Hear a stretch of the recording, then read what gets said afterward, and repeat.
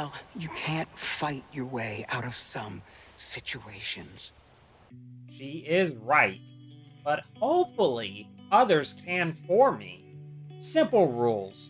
No direct damage can be done to any enemy from me. I will rely on mind tricks, my allies, and hacking to hopefully resolve all the problems I face.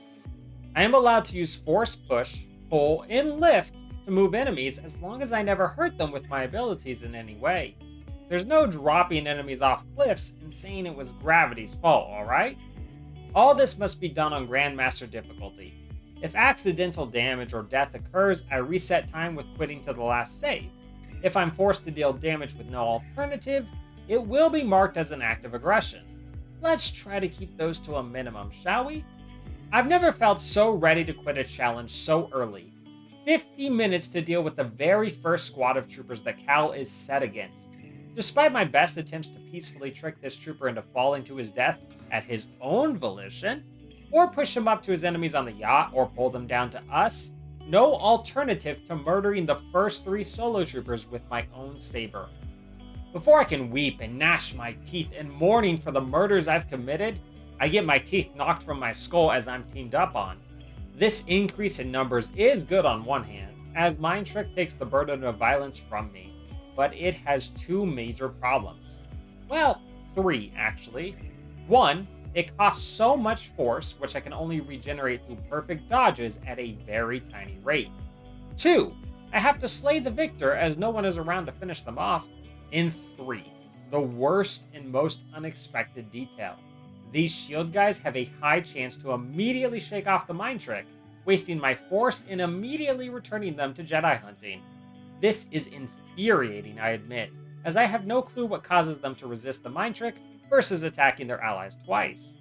Perhaps memories of all the time they spent bonding as a team, bullying the citizens they're supposed to protect. Or that one time when they both reached for the same baton to commit senseless violence and their hands touched. We can't be sure. Maybe they're just rolling good wisdom saves. All I know is I hate it, and it cost me 2 lives despite me owning 12 stims. I think maybe running away from the troopers possibly encourages them to stay violent to each other, but it's no guarantee. Better to try it than nothing, right? Once the final shield unit finishes off the purge trooper, I put him to rest before he can realize what he's done, with 6 lives already taken by my hand. In my haste to leave my dark deeds behind, I fall, leaving myself at minimum health, which becomes none to the force damage trooper of all people. Returning to life, I'm ecstatic at being able to spend my skill points on Mastery of Confusion, plus better health and force, and now I'm able to rush past all the troopers between me and Bode. Then Bode can be the violent one while I relax nearby and judge him for his bloody actions. Tisk, tisk, how brutish. This is the ramifications of violence. I knew war was messy and disturbing, but never quite gathered just how much. Night terrors tonight for sure. Hell, probably the rest of the week. I'm left on my own in the Undercity, but not to worry. I'm never truly alone when I have the Force. And more importantly, the stupidity of my enemies on my side. Starting with removing Phil the Purge Trooper from my way by telling him that the probe droids were mocking his fit. He retaliates, and it ends badly for them all. Then with the improved damage dealing of any affected by confusion, all the troopers in the next room slaughter each other. Such mindless bloodshed. So sad. At least this last trooper guarding the door gets to live when I rescue him, picking him up and plopping him far from the door so that I can open it. Hopefully he's switched shifts with somebody when I come back around to grab Shooty, because nearly everyone dies again in another friendly fire massacre. And Shooty does a fantastic job as always, blasting the Ninth Sister into being one with the Force. I wish I could bring him everywhere with me, even if he's always trying to kill me. That just makes him more similar to the rest of my friends, so it's fine.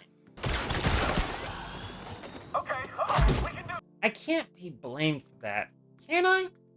Yeah, I probably can be. Fine, fine. These guys don't need help killing themselves anyway, and neither do the battle droids down on Kobo. But you know, Zeke the Raider does actually need a little help dying, but it only takes a little searching to find a nearby hard-headed chicken is more than happy to lend him some aid. Ravis, of course, flees at the prospect of fighting such a fearsome chicken, But now I worry about the town, as I've unleashed such a monster loose upon it. It's just standing there, menacingly. Well, that's someone else's problem now. I got concussions to catch up on.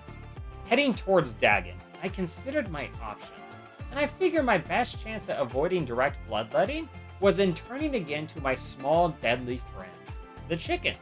Grabbing the one nearest to Dagon's back their resting spot, I tossed it over to the other platform and hoped it would stay while I brought back the orb to make the bridges to Dagon. Thankfully, it did, and it flew with me to the elevator up to Dagon.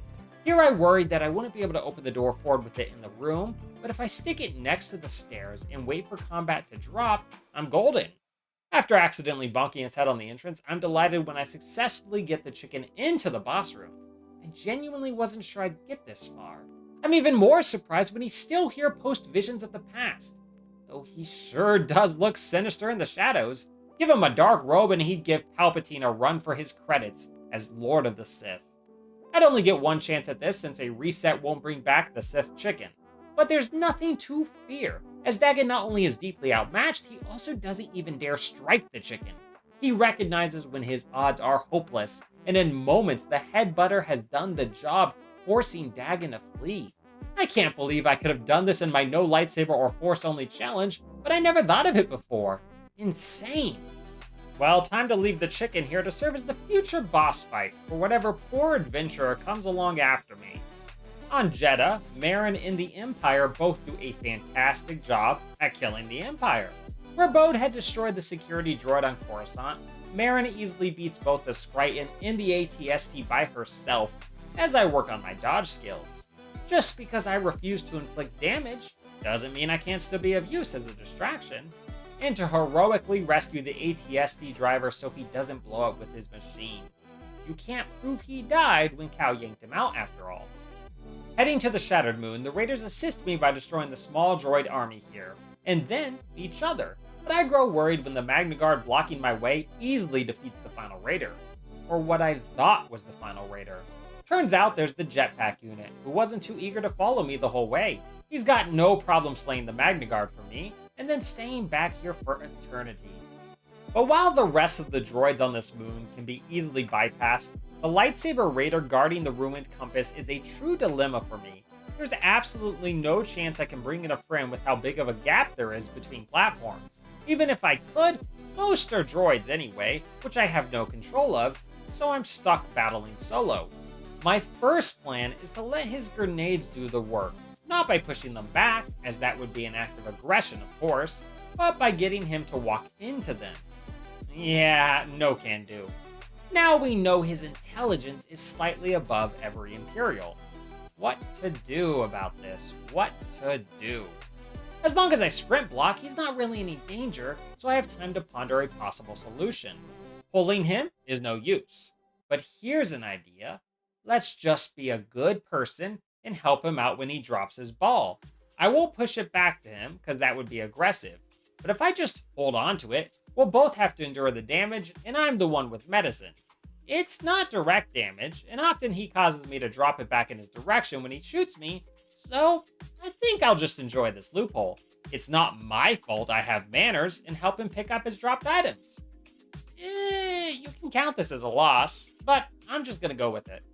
My smile at that loophole turns to a frown as I'm ambushed by the first bounty hunter on Kobo. I never liked seeing this guy normally, but especially so when I realize there's absolutely nothing I can get him to do that would result in self-harm. Which, oh dear, now that I'm saying it out loud, that sounds truly awful. I'm not the bad guy, am I? No. Maybe? Well, whatever I am, I lack the ability to move beyond this point, despite the taunting light of the grapple point, and there's nothing nearby that I can grab. The hunter's grenades go off almost instantaneously, so there's no using the same tactic as with the Raider on the moon. Best I can do is deflect all his shots back at him, accept the guilt of my actions, and then go join him in death to escape killing more. Which is when, after I maneuver around these Baracos and earn the Kobo spray, I can allow myself to be struck down so that I can res out of the danger zone and safely grab the needed orb to continue. The droids in my way always blow themselves up inevitably if I'm a little patient, so that solves that problem. And I can trap this raider by getting him to follow me into this room, and then I pull the cube away so there's no way to reopen the door. Forced dehydration in starvation isn't murder, right? I'm sure someone will come along sooner or later. Maybe. I wish such a hope could be provided to the final roadblock that is the double-bladed raider, but it's pretty obvious quite quickly that the only way forward is with violence. I'd have happily trapped him behind a wall to starve to death had he merely provided the opportunity, but alas, I don't even need to do anything except exist to remove this one trooper from out of my way. Though I would not recommend counting on a stormtrooper to help you if you need to be somewhere quickly. These misses are just embarrassing, man. It's nice to see fascism in all realities always has such low standards to join. With the ability to pass through green force fields now obtained, I have to make a pit stop. Most enemies can be rushed right past or blown up in terrible accidents that are of no fault of mine. The Imperials guarding the downed shuttle I'm here for rush right into a fiery demise, allowing me to gain the hacking skill for BD without trouble. With it, I can take control of the security droids in the nearby Imperial hangar in order to clear it out, all while safely above and out of danger. Even when the security droids are scrapped, I still have this one air trooper who is more than happy, whether mind-controlled or not, to chuck grenades at the unmoving sentry droids until they're no more, and then neither is he. Ready for the raider base now, I allow Bode to clear the way, for the most part, with my new hacking tool taking control of the commando droids before they can ever be a threat. I always prefer the hacked droids finish the job, that way there's no final survivor that's against me. But in the case of a loss like the super battle droid suffered, I take the surviving raider and gently place him far from the door so I can slice it open. Good thing he never realizes how easily his jetpack could fix his problem. Force pull would come in handy again when I meet the raider brute blocking my way, as his little raider friend didn't quite have what it takes to beat him. He tried, gotta give him that. Simply pulling him down at the nearby ledge allows me to slice the door forward, but now I'm stuck, as I need Bode's brute strength to get through the next door, and he never showed up because I didn't enact enough violence upon that one brute. What to do, let's see. Oh! Apparently, all it takes is looking away and back for him to appear. Nice to have the solution be that simple sometimes. But it isn't long before I'm trapped in the underbelly of this ship, stuck before an elevator full of easily disposed of lives on it. All I need to do is rip the elevator down to proceed, but that would kill all those standing on it. So instead, I'll first grab the raider standing with me, pull him to the nearby platform so he's out of danger, then hack the commando droids so they can do whatever they feel the urge to do. Which just so happens to be the murder of the raiders nearby. Alas for them, it's the raiders that win the combat, likely due to the dive off the platform one of the droids performed. Aren't these supposed to be the smart droids? I try to grab the final raider to safety, but I did not account for the turret firing in my direction, and I feel I might be slightly to blame for the raider's death caught in the crossfire. Can't have that, I guess. Trying again, I realize when the commando droid wins this time, that's actually a hindrance, as I can't seem to force pull allies, and even if he's my droid bro that is, he's still in danger of the elevator slam. Over and over, the commando droid is the one who wins the battle, likely because I foolishly mind-tricked the raiders to help the single hacked droid, until I finally quit doing that, leaving only a single unhacked commando standing. Pulling him to me, I get him out of danger, and get ready to pull him up to where I left that other raider a while ago, only to turn around and find him gone. However in the world did he teleport back to the elevator? Does he want to die? Well, he gets to, when I accidentally pull him into the turret fire, resetting myself again until this time only a lone raider lives. Pulling him carefully to me without getting him shot, I move to quickly slam the elevator, only to find myself slamming the raider behind me dead into the ground. What? Why? Just why? This feels like a fixed point in time and these men are doomed to die. I can't be the one to take their lives, alright? But if they just happen to walk right into the turret's fire without me pulling them into it, that's on them. It's not on me. So, I guess we're good? Sorry, guys. Your fate can't be changed, it seems.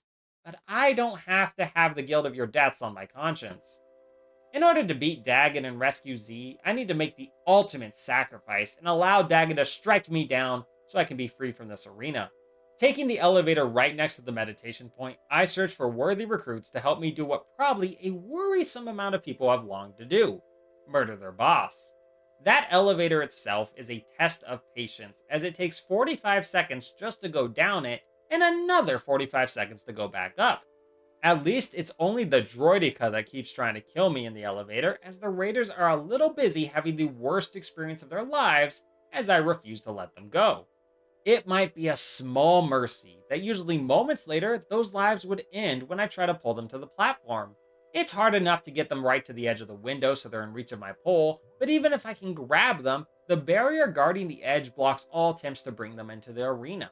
If that's not bad enough on its own, Dagon isn't being too patient, really making this much harder than it needs to be. Just let me grab the guy, Dagon! There's no wonder your best friend cut your arm off. I wish she had taken a leg too while she was at it to slow you down a little. It takes me 4 minutes to collect one of these raiders and bring them all the way back here, only for Mr. Tantalora's mind to ruin everything. So, new plan? Instead of pulling them in, how about I chuck them in? That is actually doable, and this just might work after all. And he's dead. Dank Ferric. I had hoped that Dagon would ignore whoever I bring in, but that is not the case. Time to rest at the other meditation circle to resurrect the droideka that guards this elevator and bring it along with me. I can't hack it or I'll lose the ability to affect it with the Force after all, but that means I have to wait for the elevator to come down while the droideka actually doesn't even bother me. Thousands of credits to build and design the Supreme Jedi Killer, and they never even took into account stairs. Genius. And once I bait the droideka into the elevator, I only have to sprint deflect for a little while before gravity itself works in my favor, pulling down all the blaster bolts as we rapidly ascend.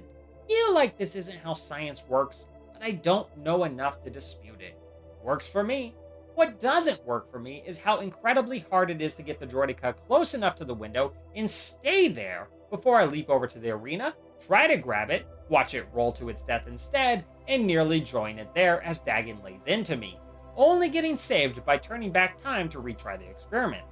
Well, try to retry it anyway, as my next attempt we don't even make it past the first elevator before the death ball flings itself into oblivion. Next try, we at least make it to the window before it once again flings itself into the void. Fifth try, the droid finally doesn't fall into the abyss, but also it isn't close enough to the window to even grab, forcing another restart. Sixth attempt, it actually makes it fully to the window, so close to the edge in fact, that it's perpetually falling without falling. Seems like an ideal spot for me to grab it whenever Dagon would give me a chance, that is, but no. Same as before, the droid's instant charge attack on being pulled spells its demise. Friends, this is not working. Back to trying the raider again, I suppose. This time, I let him enjoy the ride-up without being held, and honestly, I think he appreciates that gesture, as he doesn't attempt murder the entire trip. Not sure entirely what it is he is trying to do, but as long as it doesn't result in either of our deaths, I'm alright with it. Sadly, my new friend dies anyway, as I misangled the throw, failing to get him, or the subsequent raider, to land safely on the platform. No worries, let's turn back time to keep those deaths from weighing down my soul. Getting a raider finally back on the platform, and he's dead. Almost immediately. If only I could leave Dagon stranded on this circle for all eternity. So, the raider doesn't work no matter how I try.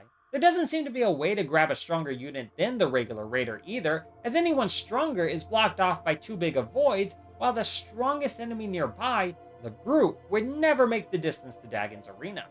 Applying warrior perks so I can replace the regular raider with a stronger jetpack variant, I have a far less pleasant trip to Dagon, as the jetpack unit can't be held and doesn't seem to be a fan of my company. Only the elevator trip is somewhat pleasant, but after all that pain, it doesn't pay off, as the jetpack's attack when pulled also means it can't make it. Turning off warrior perk, I re-grab the regular raider, I send him flying in, and I let him get what measly damage he can in on Dagon before he gets cut down. That's gonna have to do, as I can't seem to get anyone else in here, which means I have to do the dirty work myself.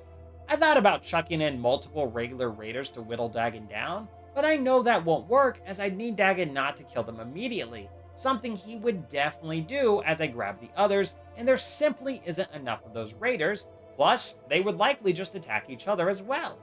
All that time I spent experimenting and bonding with raiders only for Bode to finally show up as the fight ends. Look who decided to finally saunter in. Such convenient timing. My misery doesn't end there, as I set off after Ravis. His men are easy to either bypass or watch as they kill each other, with the final jetpack unit getting smushed by the brute who doesn't follow me. But Ravis seems completely out of reach of any other enemy. I really see no way to bring anyone with me all the way up here. Shame. Guess direct and brutal violence it is. But look how happy it makes the guy. So surely it can't be that bad to do this once, right? The first real obstacle on the observatory is the lead brute Daggy left behind to slow me down, which he does succeed in slowing as I realize I can't open the way forward as long as I'm in combat with him. But what's another hammer to the face at this point, right? I just gotta remember it's all in the name of life. By dying, I can open the door to the brute, but not actually enter. Instead, pulling back so I can see the next door switch while also dropping combat with the oblivious brute. That allows me to unlock the way forward and skedaddle past, leaving the Fist of Ravis to ponder what he's going to do with the rest of his life now that he didn't die here in glorious combat. Probably should focus first on grasping the concept of doors, would be my recommendation. Hacking the Magna Guards, mind-tricking the raiders, letting this commando blow himself up, and staring longingly into the eyes of this brute. Letting Bo take him down clears the rest of the way to Dagon's final holdout. But the help from Bo sours instantly here, as I'll need someone more reliable than him if I'm going to best Dagon's final fight without direct damage. My first thought, the Magna Guards from a bit earlier, but they're not willing to fly high enough to join me, and the super battle droids Bode had just torn apart resist my pulls. But that's alright, Bode and Dagon definitely wouldn't have let any of them survive long enough for it to matter. So I sought out the most durable and dangerous of the enemies found all the way up here. The two mini-boss Raider Saber users on the other side of the observatory. Hop down from the spawn point, run along the path, open the door, climb up, and there they are, sparring with each other.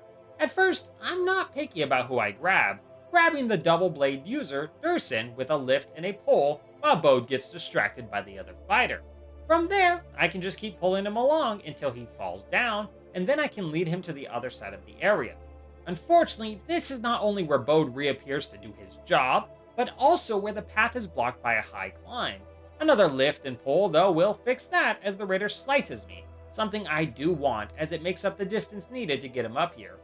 Problem is, Bode has already taken a good chunk of his health and keeps doing that as I get the raider to follow me to another large ledge, the final one before Dagon's room. A strong pull teleports the raider up, but pushing him into the room costs his health dearly, as Bode will fire off a power blast most times that I use force lift or force push, dealing heavy damage. I really hate that, but at least everyone is civil while we chat things out with Dagon. Once things turn uncivil, though, the obvious flaw of my plan reveals itself. This double-bladed raider isn't even a little bit of a match against Dagon, as the fallen Jedi blocks him and counters. What little health left is obliterated a moment later by Bode, wasting the work I put in grabbing the raider. Well then, new plan. Grab the other raider instead. Mads Gresh is a crossguard user, someone capable of throwing grenades that I can hope will hit Dagon, and prefers to keep her distance, usually, which I want against Dagon. Plus, she can pelt him with blaster fire too, all useful things. Problem is, getting her to come up with us is much more difficult, as I really struggle to get her up that first ledge. She usually just smushes against it, unaffected, but no closer to being on top of it. All the while, Bode does what he's here for and shoots her, forcing me to flee repeatedly while my force recharges so that Bode won't hurt her further. If I'm not nearby, he's not supposed to engage in combat. Sometimes he translates that as doing nothing and stands idly next to Mads, but that's better than the damage he loves to output. It is possible to get Mads up here, sometimes when force pull is strangely more effective than normal, but usually because after pulling her into the wall, I jump over to the slightly shorter platform and pull her up. Best not to avoid her blade, as that usually just drops her down too soon, and what's another saber scar at this point? Then I can lift her up and pull her over. If she won't get blasted out of the air first by Bode, that is, or fall to the side, usually leading to her gravity-induced death, which means an instant reset so her death doesn't become permanent. Bode is proving exceptionally frustrating, constantly ruining my attempts to bring Mads along and ensuring that even if I can get her all the way to Dagon's room, she's basically dead at that point. Hell, when I pull her into the room, the bridge will retract, stranding her on the ground beside the platform with no way to pull her into the fight. Sometimes, she's a little too good about avoiding Bode, like when she sank into the ground and slipped into the nearby wall. Very tricky. Or that one time, she vanished into thin air. Usually Bode is so good about spotting her, but no matter how hard Bode and I searched, we just couldn't find her for the life of us. Magical. By the second hour, I know to push Mads into the room instead of pulling, so she won't be trapped outside the arena, but Bode loves to continue to prioritize the death of Mads, which of course drives me mads. The thing is, I finally realized that's my fault. Whoever I'm locked onto, Bode targets the other enemy, so by targeting Dagon, Bode sticks to Mads. For once, that's on me, Bode. This time. But you know what?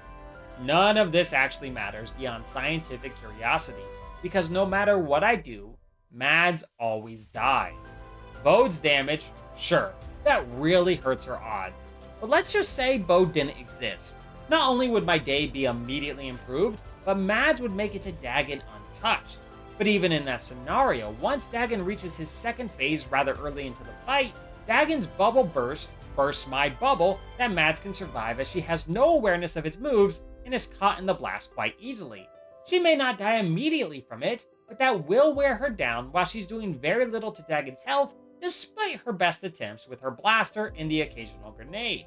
And let's say, hypothetically, she survives all the way to his third phase, where the fight switches to the ceiling. If she somehow gets caught up in this hallucination, and were to join us on the new floor, she would be dead pretty quickly from Dagon's full area spanning bubble burst. There's not a chance she'd survive. I have to say imagine, because when Dagon kills her in the second phase, I continue to practice like a fool and end up joining her in death. Foolish, because that means a new save has been created, and now she really is dead, no matter how I try or wish otherwise. I do feel tempted to reset the entire game, but like I just covered, her surviving wouldn't change the outcome, as no one but Cal has a chance to survive Phase 3. But all that doesn't actually make any difference to how much of Dagon's health goes away before I have to perform an act of aggression. Bode can easily handle Dagon's first phase, and as for the second, parrying Dagon until his block breaks allows Bode to break through the haze and open fire. His blaster must be set to tickle mode by accident, as he does so very little damage, but I have both the stims and the experience to stay alive through all of Dagon's attacks, even the forced QuickTime event. But once his third phase hits, Bode's minor contributions turn into no contribution. And despite testing and so many lightsaber burns endured, I can't find a way to get Dagon to take damage from his duplicates or any other means beyond directly attacking him. So, I do. And, well, that's all it takes to beat him. The first time anyway, as I decide to quit before a save takes over, wondering if I'm rushing into this forced act of aggression. But no. If a mini-boss can't survive Dagon's third phase, no one else around here would be able to. So, back in I go and get to parrying so that 10 minutes of that can get me back to Dagon's third phase.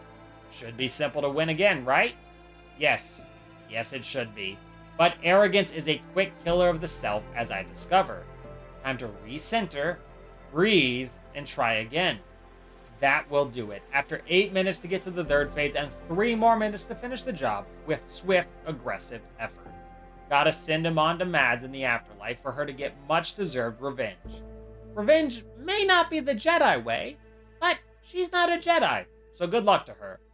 There will be Jedi joining them both soon, though, as Cordova is gunned down next. I may be angry at that loss, but I refuse to attack Bode for what he has done. A sentiment he does not seem to share towards me. Sometimes the price of peace is steep, and full of head trauma. Waking up as Seer, I'm forced to give my life to bring back the troopers killed by her bubble burst so that they can die properly to the grenades from their own commander or the low-powered shots of Seer's backup. I honestly expected this part to mostly be a breeze as I sprint block the incoming fire, but I truly underestimated the sheer numbers faced here. The commander is unreliable in blowing up his own men, simply because he's almost as likely to step right into his own explosion or get domed by my soldiers. Still, he's pretty useful when he does survive for a little bit. Mostly, this area is just me running in circles for 70 minutes and half a dozen attempts as I wait for the troopers to slowly get killed off. The 4 reinforcements I have will only respawn if all 4 die, but usually a single unit likes to hold on to life, and who am I to purposely sacrifice him when he's trying so hard to help? It just doesn't feel right. Not that any of us survive long when the 2 rocket troopers show up. I learned to keep my distance to maximize the time I have to dodge them while trying to get them to send their own men flying. Preferably, the ranged troopers ASAP, since those can hit me as I dodge the rockets. Those rockets are more than happy to help me, so all I need to do by that point is hide under the incoming ship carrying the 2 minigunners till my reinforcements clear out both the rocket troopers and the minigunners. Then I breathe a huge sigh of relief and have very little trouble from there on as Marin and our troops slowly but surely win the day. Well, except the final hangar ceiling collapse, that must fall on me, sadly. Well, literally fall on them, but you know what I mean.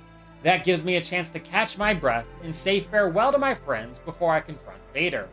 Except, hang on, you guys are still alive? Well, that's a surprise to be sure, but a welcome one. It's nice to finally see one of you choose peace. Wait a second, wait a moment. Pulling the lucky lone survivor ATST driver with me, I'm curious to see if he can do anything against his villainous boss.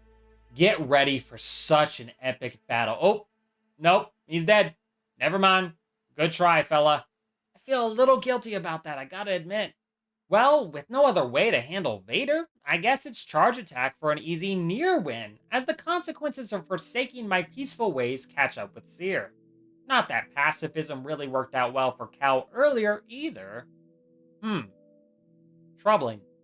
For being a high-security Imperial outpost, the ISB base is quite easy to break into. Perception skills are real low on some of these guys, making it simple to slip by. Even if they know I'm there, this one surviving officer is still failing his perception checks as I circle around the central pillar until he loses sight of me long enough for me to open the door and skedaddle. And the droids guarding the next hallway can easily be lured back into that same room where they forget how to open the door, allowing me to move forward.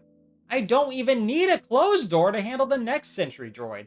All I need to do is have him trail me to one side of this room and then double back towards the emptied side room so that I'm far enough away to drop combat and have BD-1 hack him. Sure, I can give in to fury and massacre the entire base with ease, but why do that when I can instead throw away my life to reset so I don't have to tap into the dark side, and then I can rush past everyone, leaving them alive, but confused how I'm surviving their attacks by tapping into the invulnerability that ripping open door locks provides. I'm sure instead of going on to commit many more atrocities in the name of the Empire, they will all quit their evil ways and turn to a life of good, thanks to my mercy, right? Well, if not, I'm sure Vader will kill them for their failures, so I hope for their sake that they do quit. I am not getting out of this base as easily as I thought I would.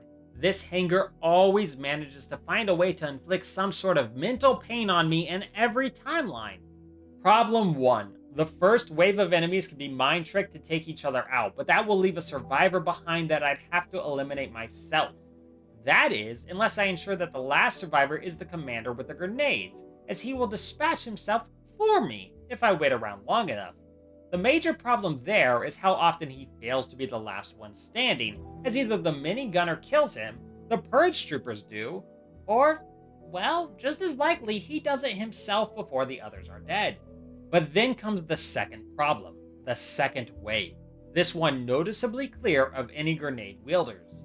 I thought I could circumvent this problem by hacking one of the droids immediately upon its spawning. But when the dust settles and everyone else is downed, the galaxy decides to be evil to me for the sake of being evil to me. Apparently, the next wave won't enter until every enemy is downed, even if that enemy happens to be hacked and on my side. Just about my luck. Yep. I'd rather not betray my helper, so time to keep restarting till I can find a solution for this. First plan. Pull a few of the Imperials like the Commander up to where I am before the Imperials take each other out, leaving only the Commander alive up here with me. I had hoped being out of the normal battlefield area, the game would accept it. But nope, not working. Second plan. I can approach the droids of the second wave from a slightly different angle. Instead of hacking one immediately, how about I hack it the moment it reaches low health? Gotta make sure the two Purge Troopers do enough damage so I can hack the droids before the imps are killed, but not too much damage that they can finish the droids off. Good news, everyone! This method of hacking somehow does bypass the rule that they all have to die for a new wave to begin. Bad news, everyone. In order to hack a droid, they have to be incredibly beat up, so the one droid I can ever get to last this long doesn't last much longer against the follow-up wave of scout commanders charging in, meaning no one is around to help me with the final survivor. Not even Marin, despite all my best attempts to get her attention. Bummer. Also, I think she needs glasses. And hearing aids. How could she not hear me shouting? But after an hour and a half of flailing around in this hangar, my efforts bear fruit when the Purge Trooper dies, dealing just enough damage to hack the security droid, while we're still a nice distance from where the scouts elevate into existence. This means my new droid friend won't get involved until I bring the last survivor to him, where I can distract this scout long enough that he never sees the night-night stick coming until it's too late. That gives Marin and I our much-awaited reunion so that she can very slowly defeat all the remaining Imperials, including the horde of sentry droids. It says a lot that it took me 6 minutes in my final attempt to reach the sentry droids, but another 12 minutes for the last of them to topple over. Better a slow win than never winning, right? Back on Kobo for the final 5 waves of imps, I'm not too worried about the final survivor of each wave, as I know just outside the bunker are constant random patrols. Surely, one of them can finish the job for me. And one does. But I can't show you that, because that half hour ended with a loss of footage as my computer restarted itself a minute after I won. Just my luck. Well, good thing a new save didn't kick in so I could do it all again, but I'm quick to learn that just because I did it once doesn't mean I'll have much luck doing it again. The Purge commanders are the best at helping, though they don't much care for me dragging them around. A tad undignified, I admit, but I don't think that warrants being shotgunned in the face. The problem is how rarely I come across their patrols. Well, still healthy patrols anyway, as this area is as dangerous for them as it is for me. Those chickens are something else. Sadly, no, those chickens aren't something else enough to be good in a group fight. Neither are flame troopers with how fragile they are. Purge baton or staff troopers don't stand much chance of surviving either with their melee focus. The 3 who are reliable are the Jetpack Raider, though I do struggle to get that one inside the bunker, the Purge Commander, who is as much of a threat to me as he is to the enemies, and the Mini Gunner, who only has the trouble of letting loose 1 volley of shots per mind trick.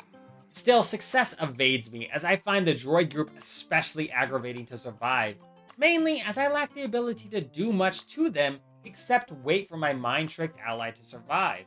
All these roadblocks means it takes me 2 extra hours since my initial win until I can recruit Shooty once again to help me battle through the waves of troops. Grabbing and hacking the extremely deadly Vipers help a lot too, but I need to be up and out of sight to get away with it without getting interrupted.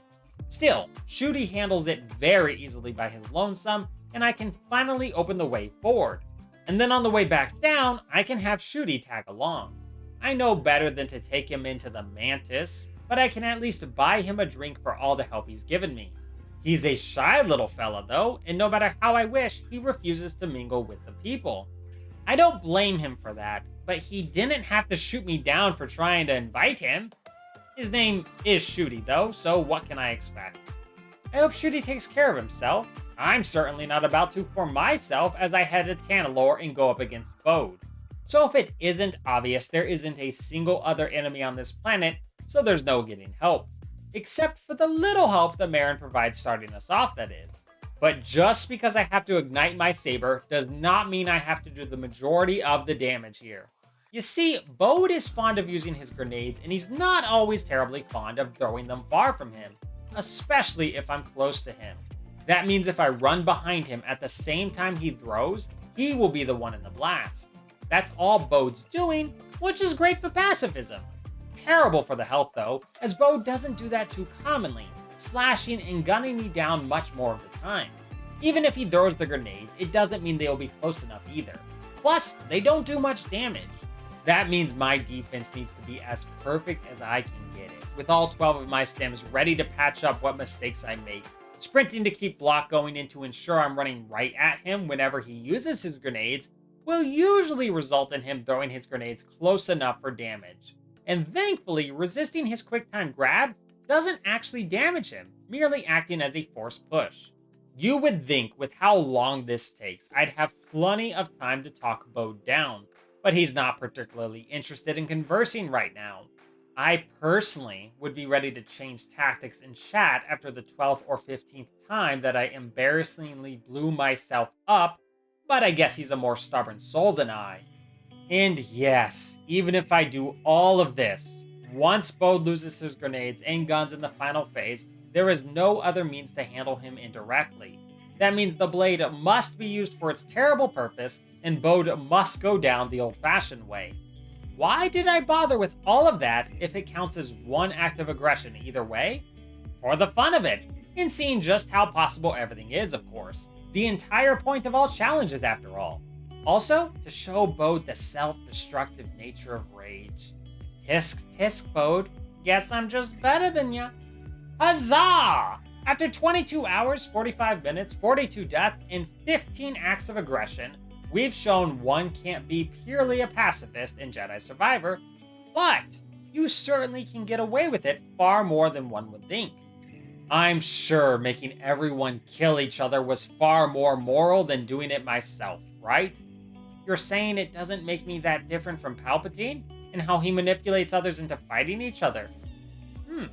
That's an interesting point of view.